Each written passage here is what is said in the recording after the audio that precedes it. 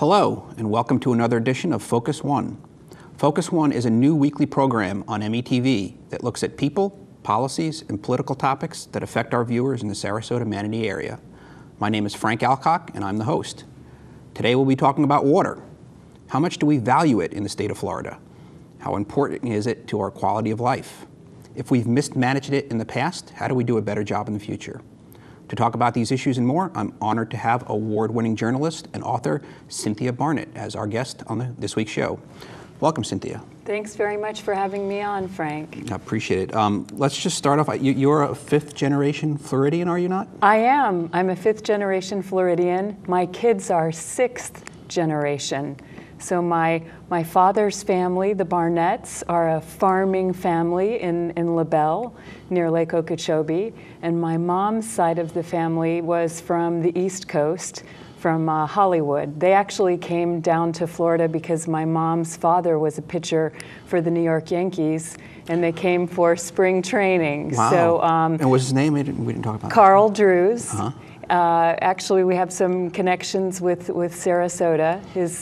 His son and grandson. See, if I'd have known this, I'd have a baseball card out and ready to go or something. Yeah, we could have put out his baseball card. But the fifth generation side is the farming family, of course. But I do feel that I have that sense of, a long time Florida family perspective, but also the perspective of New Yorkers who came down and fell absolutely in love and ended up being here. So I sort of feel both. The best of both worlds. Yes. You can see it from a couple of different perspectives. Just tell me a little bit about your upbringing, your experiences, as you were growing up in Florida and then outside of Florida, and what got you interested in a career in journalism. I always wanted to be a journalist, not necessarily. I had no idea I would be a water journalist, which is what I've become.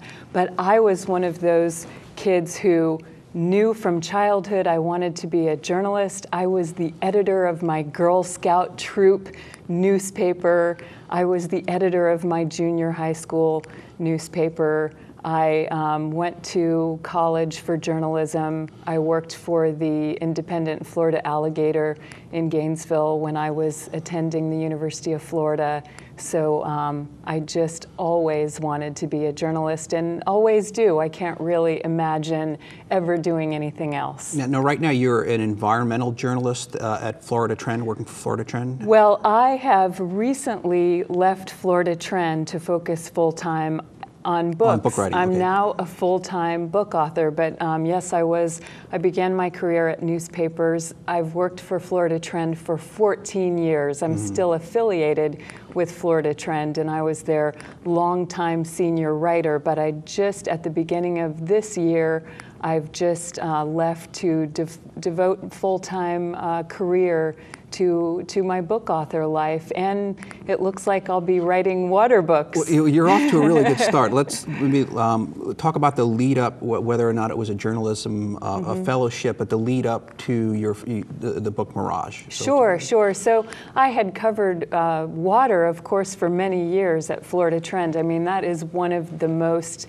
important stories facing Florida. So I had written many stories about water over the years, from the Everglades restoration to wetlands mitigation banks to the bottled water industry, desalination. I did many cover stories on water over the years. And then as a personal interest, I went back to school and earned a master's degree in American history at the University of Florida with a focus on Florida's environmental history. I actually wrote my thesis on growth management, but water really came into that research a lot. And it was sort of my professional interest merging with that personal interest in history that led me to Mirage. It was specifically the irony. 150 years ago, we got rid of water, we got rid of water, we got rid of water. That's what I was studying in my history program, But as a journalist, I was beginning to write about how desperate we had become to find water. And it was that irony that sort of the same, even the same industries, you know, the developers who got rid of it in the first place have now said, oh no, we got rid of too much. And it was that irony that led me to Mirage. And then, yes, I had a fellowship at the University of Michigan, and I spent a year working more on the research there, and then turned that into my first book, which is Mirage, Florida and the Vanishing Water of the Eastern U.S. So it tells a really weird story of vanishing water in one of the wettest states in America. The irony of the love-hate relationship that, or hate-love maybe first, if you switch them around, that Florida has had with water throughout its history. The book received wide acclaim. I'll, on your behalf, point out, received the gold medal for the best nonfiction book in the Florida Book Awards, and I think the St. Pete Times actually listed it as one of the top 10 books that every Floridian should, should receive. So that's amazing. That's great. Great acclaim. A little bit of background, just some of the, I think, history, some of the main historical points you'd like all Floridians to know in terms of this love-hate relationship that Florida's had. Yes, well, I guess, so the Cliff's Notes for Mirage are that we set out to get rid of water and we got rid of too much, really. In the 19th century, it was draining wetlands. And of course, when we began the massive draining of wetlands, we didn't realize that we were getting rid of our storehouses for fresh water and our safe houses for flood water and all of those other functions that we now appreciate about wetlands. So that was sort of the 19th century story. In the 20th century, we got really good at pumping water up from the Floridan aquifer. And the amazing part of the story to me, both in Florida and nationally, and the second book is more nationally, but this idea that we were blessed with incredible abundance, and we did this to ourselves. You know, in Florida, the wetlands drainage and then the groundwater pumping, we had a lot and we have a lot. And it's sort of ironic that many of the crises we experience are really human-caused. Yeah, no doubt. One of the things that struck me, I think, about the book, we got a lot of certainly stories. It's a buffet of water issues, and I guess that comes back from the numerous stories that you wrote when you were with Florida Trend. But the characters in the book, these are real people. Yes. And what struck me, I think, was there weren't really too many heroes or villains. I think you did a remarkable job of telling stories about key decisions and people that have impacted our water history in Florida without, again, idolizing or vilifying anybody in particular. And that might have been a reason why I think a broad spectrum of folks politically were able to look at the book and take something away and actually like it. I mean, thank you, Frank. I really appreciate you saying that, because we're so divided now as a state and as a nation. And I don't think there are these heroes and villains in real life that are portrayed on even on the news occasionally, but certainly in the popular media. And so yes, I really tried to report on characters in Florida's history in all of their shades of gray. So I really appreciated that people noticed that about the book. And I know some people have said they couldn't tell, they couldn't tell whether I was, mad at the Democrats or the Republicans or something like that. And I think that's always a good thing. I detected you weren't mad at anybody in particular. It was just telling a story. Yes, I think, right. A very a compelling chapter about Governor Jeb Bush's regime. Came in and left a little bit more of an environmentalist, in your opinion, than he was when he came into office, right? Well, yes, and you remember the first time he ran for office, he didn't, when he lost the initial race, he did not play up any green credentials. That was not an important part of his platform the first time around. And I think he really learned from that experience and saw that a broad coalition of Floridians, supported clean water and air and really tied our environmental well-being to our economic well-being. And he really came to see that. and to believe that. And so the second time around, he made the environment and water much more of a platform. And of course, he was an environmental-minded governor. So.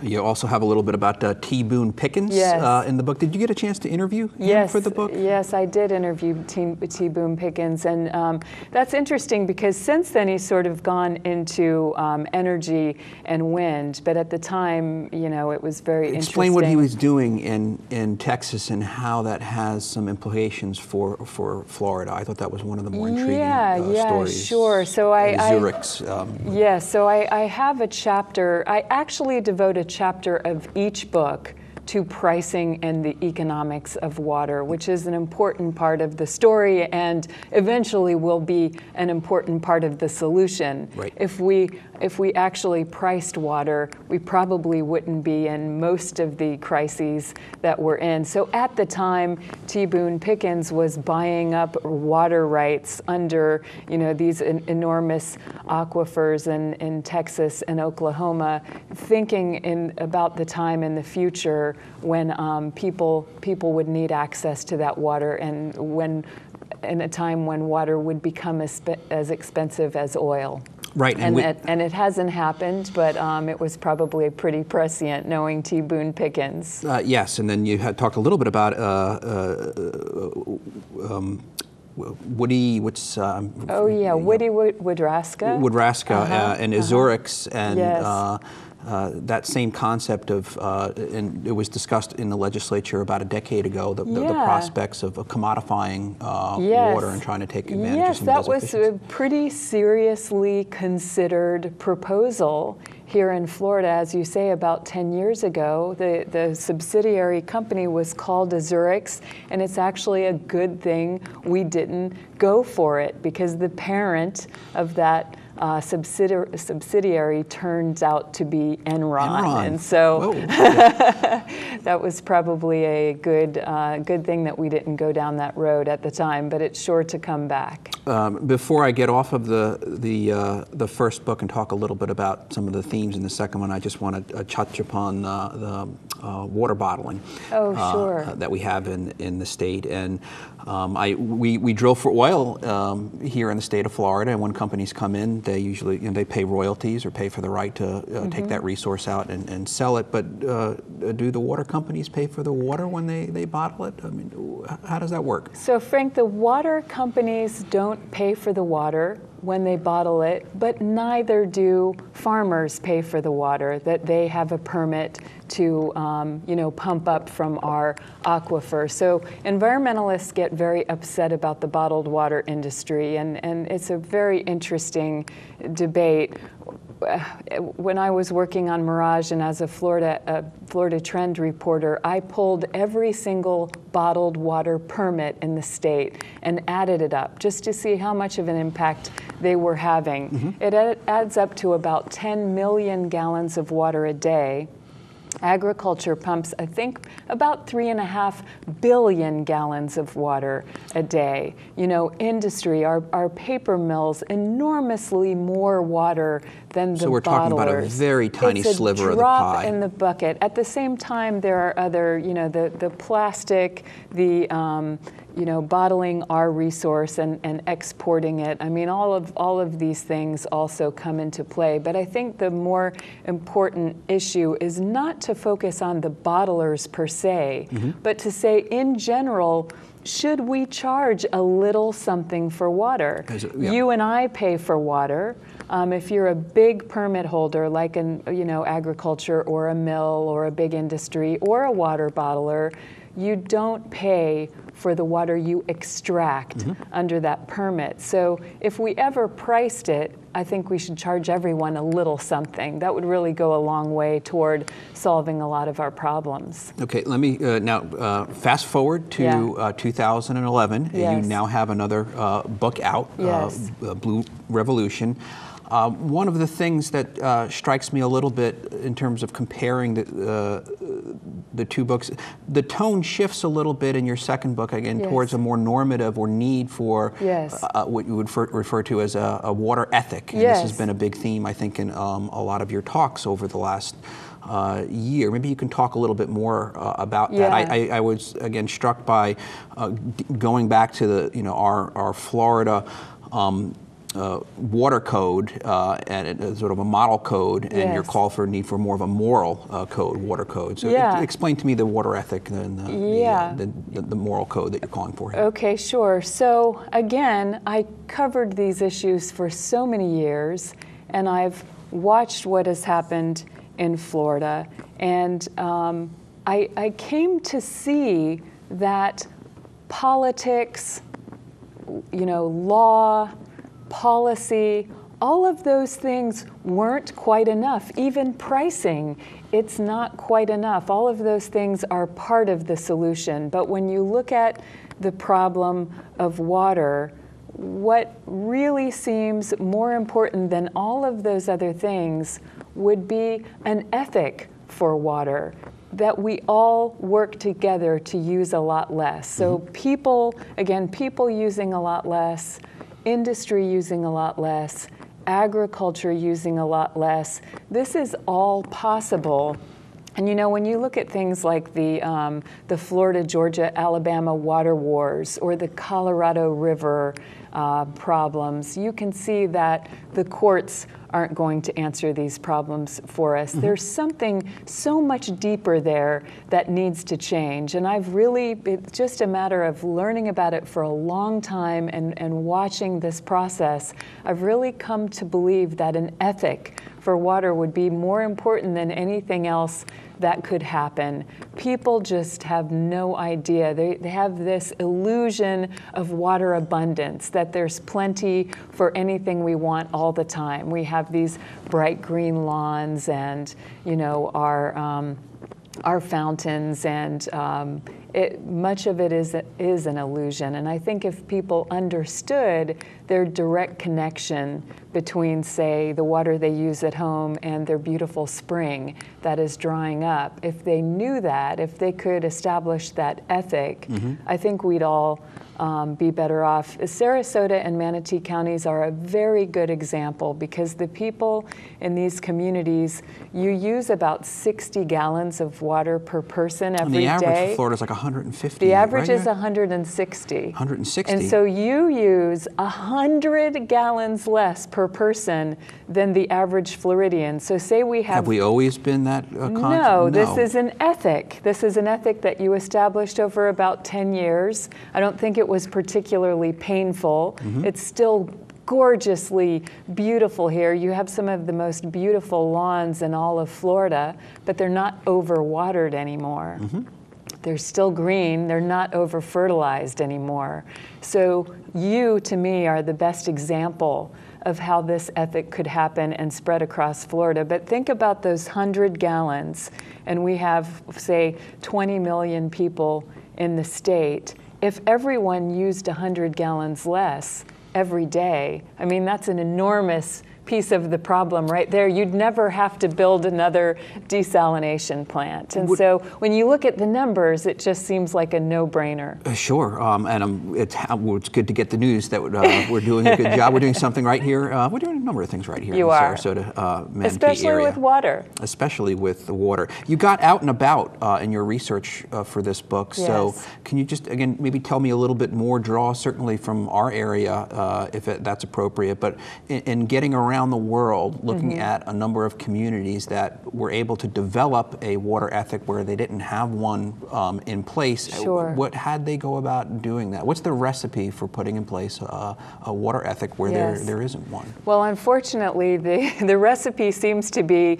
get to the brink of absolute disaster, nearly run out of water. Actually, that was sort of the story in Australia. Australia has really begun to feel the water supply impacts of climate change earlier than the United States. And about 10 years ago, that country began to endure a terrible drought where water levels in the dams dropped below 35% capacity, which had been unheard of in previous droughts. And they really went through this period of living differently. It was actually spearheaded by water utilities that just knew they wouldn't have the water in the future if people didn't live differently. And so water utilities actually helped spearhead just helping people live with less, and they live with a lot less. Perth, too, was about 150 gallons per person per day, same as Floridians. Now people in Perth use about what people in Sarasota and Manatee County use, and it was just a matter, it's not hard, it was a matter of not drilling boreholes in the garden anymore. They would never take water out of the aquifer. Now that they know how precious it is, they would not use that water for gardening. They all have lovely little rain tanks. Even though it rains just a tiny bit in Perth, they get enough water in their rain tanks to keep their gardens looking nice. And this is how we could be living too. And I don't want to put it all on the lawn by any means. Agriculture uses more water in Florida than any other one sector, and it's getting pretty close, though. It's getting very close. Urban and ag are both getting close to 40% of the pie. But agriculture, too, could really live with much less water. Farmers have shown that they can save about 66% from traditional use on a citrus crop, for example, using micro irrigation. So those are all things they could be doing. Many of them don't do it because they live by such small margins. Some of them can't afford to convert, but these are the kinds of things we could do as a state to help farmers use less. So I think this ethic would have to be shared. I want to let folks know that while you're in town, you're actually here participating, as am I, in the Sarasota Bay Watershed Symposium, the first one that we've had in 25 years here. And you were the kickoff keynote speaker on Wednesday morning. And you referenced Sarasota Bay, the watershed, as the secret watershed. And just talk a little bit about what did you mean by the secret watershed? Yes, it occurred to me that, you know, there's this lament, like, oh, if only people knew about their watersheds. Why don't people know that whatever they put in their lawn is going to run into the bay? Or you know, why don't we understand rainfall, that when it falls on asphalt or concrete, it doesn't ever make its way back into the aquifer. It's getting washed into our huge stormwater drains and out to the bay. Well, we don't know that because it's sort of a secret. In the 20th century, what I call the modern water age, we sort of sterilized water. We see it in its parts. You have the bay, and it's all surrounded by seawalls, and then rainwater goes in gutters, stormwater goes in one pipe, sewage water goes in one pipe, potable water comes in yet another pipe. It was compartmentalized, and that's why we can't see it. We've been trained not to see it that way, not to see it as a watershed for 150 years. And so I argued in that keynote yesterday, which I think the Sarasota Herald Tribune will publish a bit of that as an op-ed here in the next few days so people can see it. But the idea is that we need to get that back. You know, we lost wetland by wetland, raindrop by raindrop. We sort of got rid of our watershed, and now we need to get it back. People need help understanding it again. But I think you, again, in this region, or you're farther ahead than the rest of us in being able to reconnect with your watersheds. And I think just as you showed the rest of us, you can use less water, you can use less fertilizer. I think you guys will be the ones that show the rest of us, you know, we can We can tear out some of this asphalt. We can let, we can take out a basketball court and replace it with a pervious basketball court so that water can drain right down back into the aquifer instead of rushing off into the stormwater drains and have to be treated and then pollute the bay if it's not treated. I think you will start seeing all of those things happen here. And if we lead successfully, do you think the rest of the state will follow? I got a sense in your talk on Wednesday, it was an optimistic message that you were closing on. I am optimistic. When you look at political history and environmental history, look at the early 1970s. Well, actually in Sarasota it begins more in the 1950s. I talked about John D. MacDonald and the first ecological novel, and the real support here. Even in the 1950s, you really stopped the dredge and fill shenanigans before the rest of the state. I wasn't aware of that. Yes, very interesting environmental history in Sarasota. Then in the early 70s, the whole state kind of follows, and the nation. That's the era when we created the water management districts. Nationally, we created the EPA, passed the Clean Water Act. When people get fed up enough, and that's why I like the idea of an ethic. I don't think government will do this for us or that the courts will do this for us. I think people have to get fed up to an extent or, feel this strongly about something in order to inspire their political leaders. Something short of pitchforks and torches, but yes. To change. I mean, that's what we saw. You see Richard Nixon in the early 70s doing some things that, he didn't necessarily want to do, but he saw it as politically expedient. And I think that's the kind of thing we're going to see on some of these water issues in the 21st century. Got about a minute or so left. Just what's your next book project? My next book, I think my next book is going to be about rain. Rain. You may have noticed that you don't see the rain that you saw when you were a kid in Florida. We don't see these dramatic afternoon thunderstorms anymore, and there are reasons for that scientists say part of the reason was that we've drained our wetlands and paved over some of our recharge areas. So I'm very interested in rain, and I hope to write a book about rain that gets into some of that, but also our love story of rain. I'm thinking that it might be called Rain, a 4 billion-year-old love story. Wow, I'll be on the edge of my seat waiting for it. Well, that about wraps it up for this week. I'd like to thank Cynthia for joining me, and I'd like to thank METV for giving us an opportunity to share some of her insights. Join us next week when we'll have Sarasota Herald-Tribune political reporter Jeremy Wallace on to talk about redistricting. Thanks for tuning in.